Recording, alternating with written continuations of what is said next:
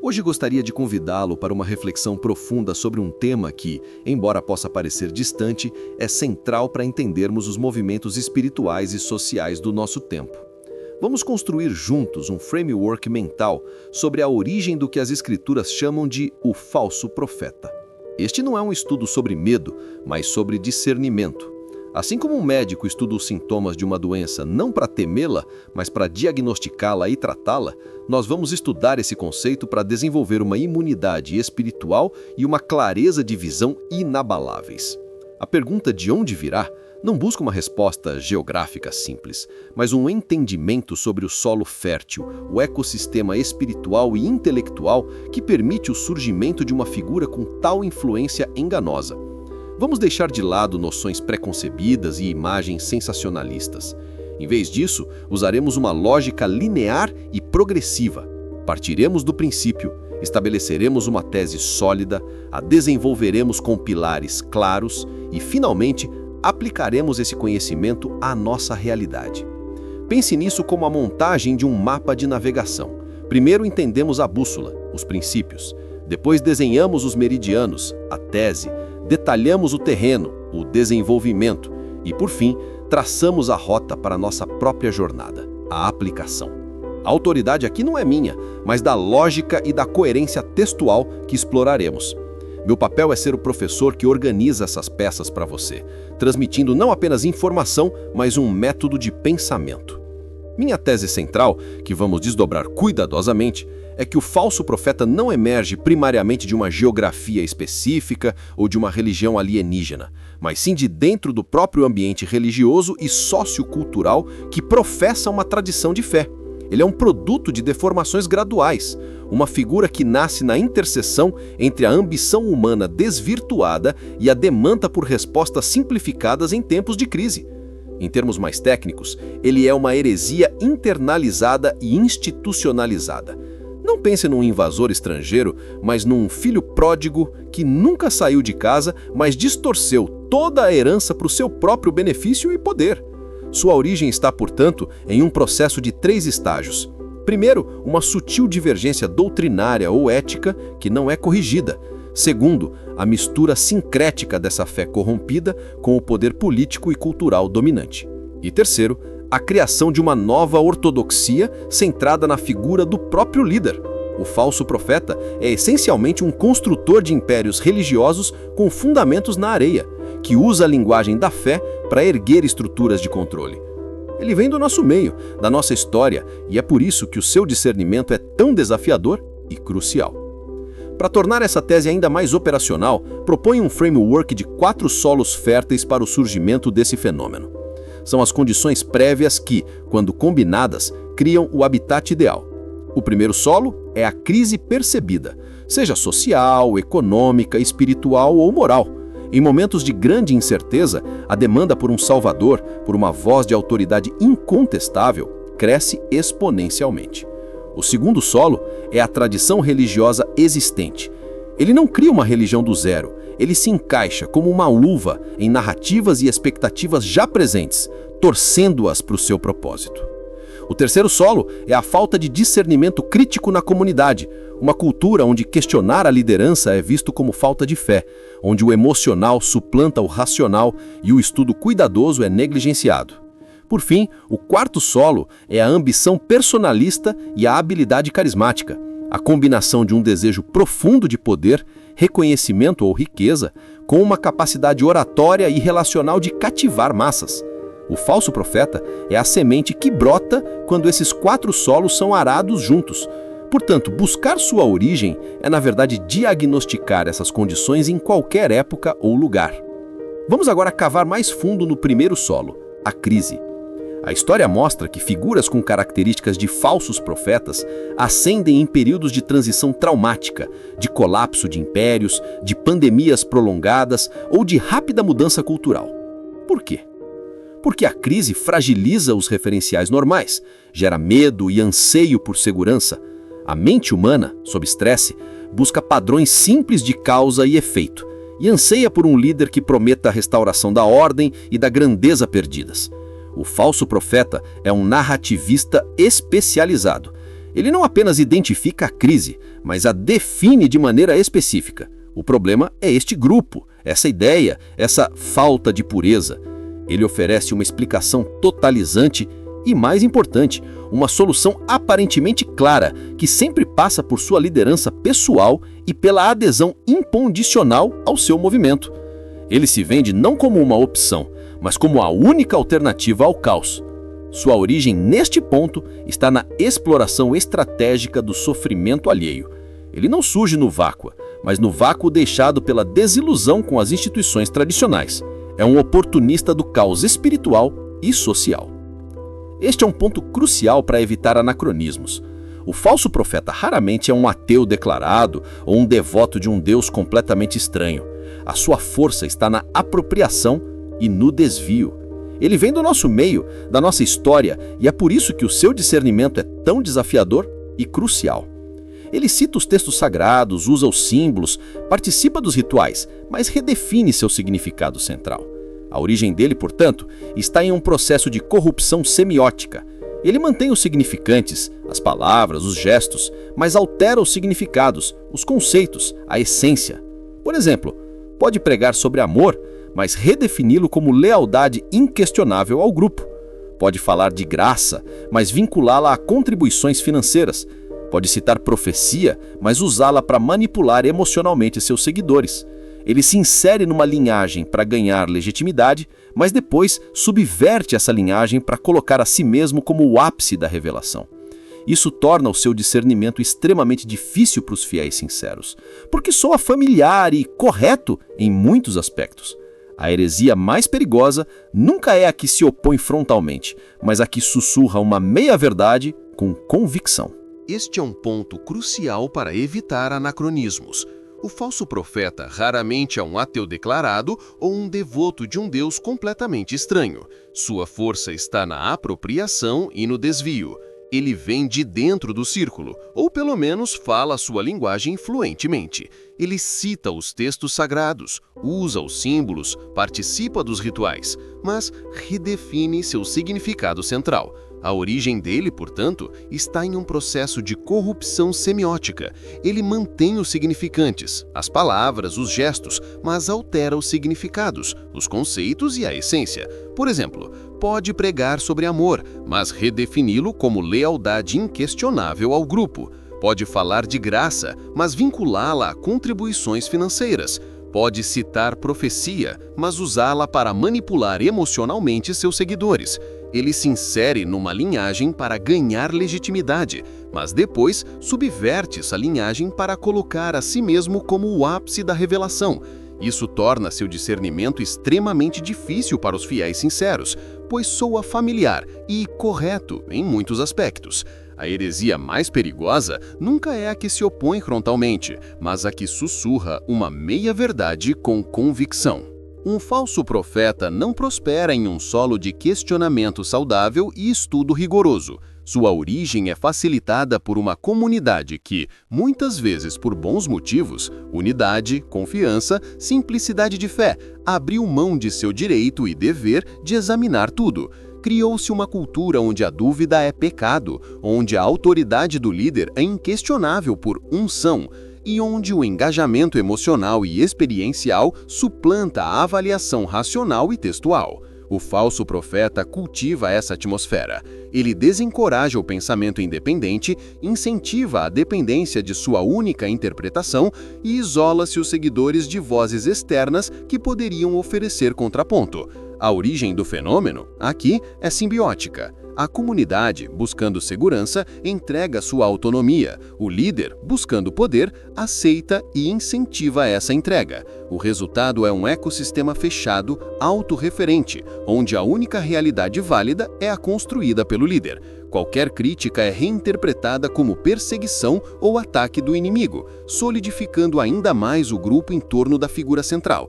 O discernimento é morto pelo medo de errar ou pelo desejo de pertencimento. Chegamos ao motor pessoal. A ambição por influência, poder, riqueza ou status social é o combustível individual, mas sozinha ela não cria um falso profeta. Ela precisa ser fundida com uma habilidade carismática excepcional. Esse carisma não é necessariamente bondade, mas uma capacidade magnética de atrair, convencer e reter pessoas. É uma combinação de oratória cativante, demonstração de confiança inabalável ou de humildade performática e uma habilidade de ler e atender às necessidades emocionais profundas do público. O falso profeta é um espelho, ele reflete os medos e desejos de seus seguidores, apresentando-se como a solução encarnada. Sua origem, neste aspecto, é frequentemente uma ferida narcísica, uma necessidade insaciável de validação que é externalizada na construção de um império de admiradores. Ele pode acreditar genuinamente em sua própria narrativa, o que o torna ainda mais persuasivo. A linha entre um líder religioso genuíno e um falso profeta, aqui, é muitas vezes a motivação e o fim.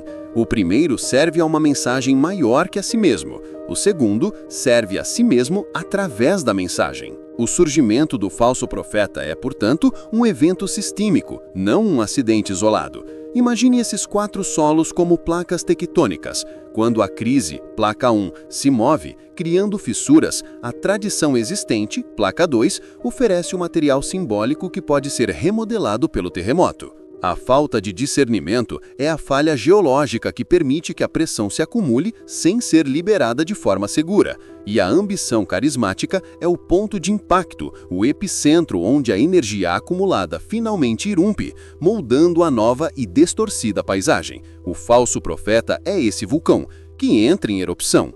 Ele não vem de um lugar, mas de uma conjuntura. É por isso que tentativas de identificá-lo apenas por uma nacionalidade, uma vestimenta ou um título específicos são ingênuas. O padrão é atemporal e transcultural. Ele se manifestará de forma diferente em um contexto evangélico, católico, islâmico ou em novos movimentos espiritualistas. Mas a estrutura subjacente, a exploração de uma crise, o desvio de uma tradição, a supressão do pensamento crítico e a centralização no ego do líder permanecerão reconhecíveis.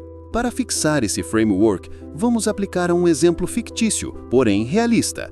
Imagine uma comunidade cristã tradicional, a comunidade do amanhecer, em uma cidade que passa por grave recessão e desemprego, crise.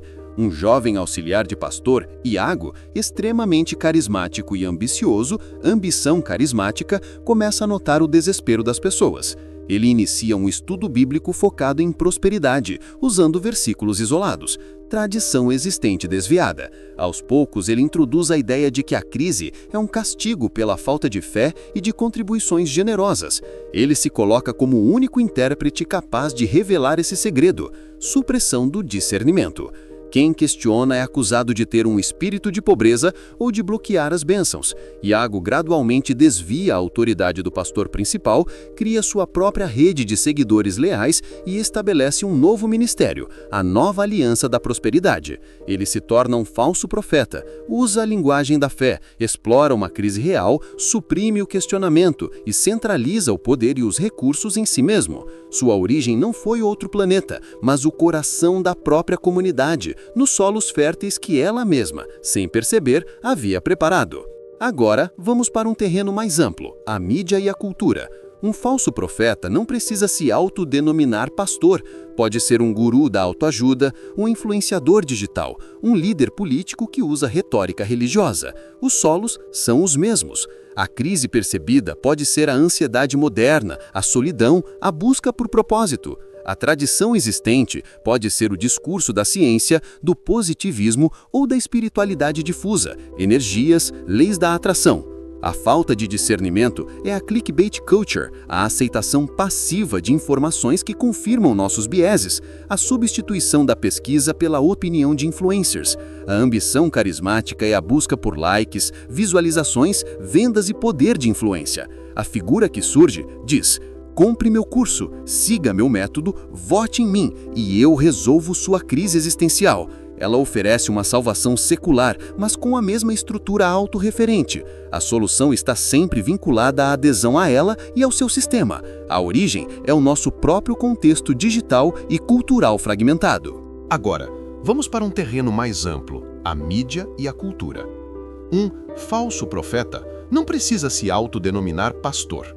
Pode ser um guru da autoajuda, um influenciador digital, um líder político que usa retórica religiosa. os solos são os mesmos.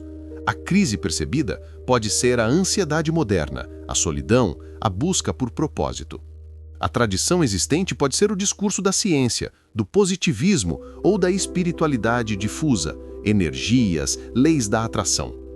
A falta de discernimento é a clickbait culture, a aceitação passiva de informações que confirmam nossos vieses, a substituição da pesquisa pela opinião de influencers. A ambição carismática é a busca por likes, visualizações, vendas e poder de influência.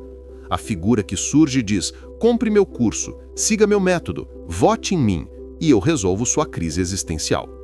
Ela oferece uma salvação secular, mas com a mesma estrutura autorreferente. A solução está sempre vinculada à adesão a ela e ao seu sistema.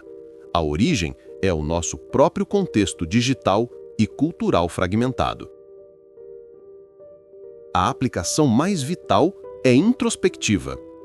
Este framework não é apenas para identificar os outros, é um espelho para nossas próprias comunidades e corações. Pergunte-se: em que crises, pessoais, familiares, profissionais, você está mais vulnerável a buscar uma solução rápida e milagrosa? Em que aspectos você pode estar distorcendo tradições ou crenças para justificar comportamentos ou desejos? Você cultiva o discernimento através do estudo sério, do questionamento respeitoso e da prestação de contas, ou prefere a comodidade da submissão intelectual? E, para líderes, há ambição desordenada ou carisma usado para manipulação em seu coração? O falso profeta externo só tem poder se encontrar solos prontos dentro de nós. Fortalecer nossa mente e nosso coração contra essas condições é a melhor defesa. É um trabalho de jardinagem espiritual. Arrancar o mato da preguiça intelectual, adubar o solo com estudo e humildade, e regar com uma prática de fé que não busca atalhos. Portanto, a resposta à pergunta "de onde virá o falso profeta?" culmina numa aplicação prática positiva. Ele virá de onde nós, como comunidade de fé, negligenciarmos nossa responsabilidade coletiva. O antídoto não é a caça às bruxas, mas a construção ativa de comunidades resilientes. Comunidades que, 1. Enfrentam crises com fé realista e apoio mútuo, não com promessas mágicas. 2. Conhecem profundamente sua tradição, para não serem enganadas por distorções. 3. Valorizam o discernimento, o debate saudável e a prestação de contas venerando a verdade acima de qualquer personalidade. E 4. Escolhem líderes pelo caráter de servo, não apenas pelo carisma. Nesse tipo de ambiente, a semente do falso profeta não encontra nutrientes. Sua origem é abortada pela saúde espiritual do corpo. Nosso foco deve ser menos na identificação do personagem e mais na criação de ecossistemas onde ele não consiga germinar. Chegamos ao fim da nossa construção. Revisando, propusemos que a origem do falso profeta não é um ponto no mapa, mas uma conjuntura de 4 solos: crises exploradas, tradições desviadas, discernimento negligenciado e ambição carismática desordenada. Ele é um fenômeno interno ao mundo da fé, um parasita que precisa de um hospedeiro saudável para se tornar patogênico. Entender isso nos liberta do medo paralisante e nos equipa com um framework analítico poderoso. Não estamos mais à mercê de teorias conspiratórias, mas podemos analisar criticamente movimentos, lideranças e até nossas próprias inclinações. A clareza didática que buscamos foi alcançada ao decompor um conceito complexo em partes gerenciáveis e interligadas. A autoridade do professor, nesse caso, cumpriu seu papel ao transmitir não respostas fechadas, mas ferramentas de pensamento. Agora esse conhecimento deixa de ser teoria e precisa se transformar em postura de vida. Agora, gostaria de fazer uma transição do intelecto para o espírito, da análise para a conexão. Este é um momento de internalização, e eu preciso da sua interação, da sua parceria neste momento. Não como ouvintes passivos, mas como coparticipantes. Vamos fazer uma pausa e levar esses insights à presença daquela que é a fonte de toda a verdade e o antídoto final contra qualquer engano. Antes de orarmos juntos, eu quero que você, aí onde está, identifique mentalmente um dos 4 solos que sente que precisa ser trabalhado em sua vida. Pode ser a forma como você lida com uma crise pessoal, ou sua disciplina no estudo, ou uma área onde seu discernimento está embaçado. Segure esse ponto na sua mente. Vamos oferecê-lo agora. Se você se sente à vontade onde está, levante simplesmente a sua mão, num gesto simbólico de entrega e de busca por clareza. É nosso sinal coletivo de que queremos ser terreno fértil apenas para a verdade. Vejo muitas mãos do coração se levantando. Isso é poderoso. Agora, vamos orar com esse foco. Oração. Pai de toda luz, fonte da verdade imutável, nós nos aproximamos de Ti agora, com as ferramentas do entendimento que exploramos, mas conscientes de que todo discernimento vem do Teu Espírito. Nós Te agradecemos por este framework mental que é, na verdade, um chamado à vigilância e à integridade. Agora colocamos diante de Ti o solo do nosso coração. Para cada pessoa aqui, especialmente para aquela que identificou um ponto específico de vulnerabilidade, nós clamamos: sonda-me, ó Deus, e conhece o meu coração. Prova-me e conhece os meus pensamentos. Arranca qualquer semente de engano que eu possa acolher por ignorância ou medo. Fortalece em mim um amor pela verdade que seja maior do que o meu desejo por conforto rápido. Concede-me a coragem de questionar com respeito e a humildade de ser corrigido. Para nossas comunidades pedimos saúde espiritual, que sejam lugares onde a Tua palavra é estudada com amor e fidelidade, onde as crises são enfrentadas com fé coletiva e onde os líderes são servos, não soberanos. Guarda-nos do isolamento intelectual e espiritual que permite o crescimento do engano. Que sejamos, individual e coletivamente, um terreno onde apenas a boa semente do Teu reino possa frutificar. Em nome daquele que é o caminho, a verdade e a vida, Jesus. Amém. Palavra final. Que esta oração seja o início da aplicação prática. Você não sai daqui apenas com um conceito na mente, mas com um compromisso no espírito. Leve esse framework de discernimento. Observe o mundo ao seu redor com essa nova lente.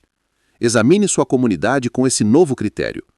E, acima de tudo, continue cultivando o solo do seu coração com verdade, amor e uma mente renovada. A conversa de hoje não termina aqui. Ela deve ecoar em suas escolhas diárias. Muito obrigado pela sua parceria nesse estudo. Que você seja abençoado com uma clareza que liberta e protege.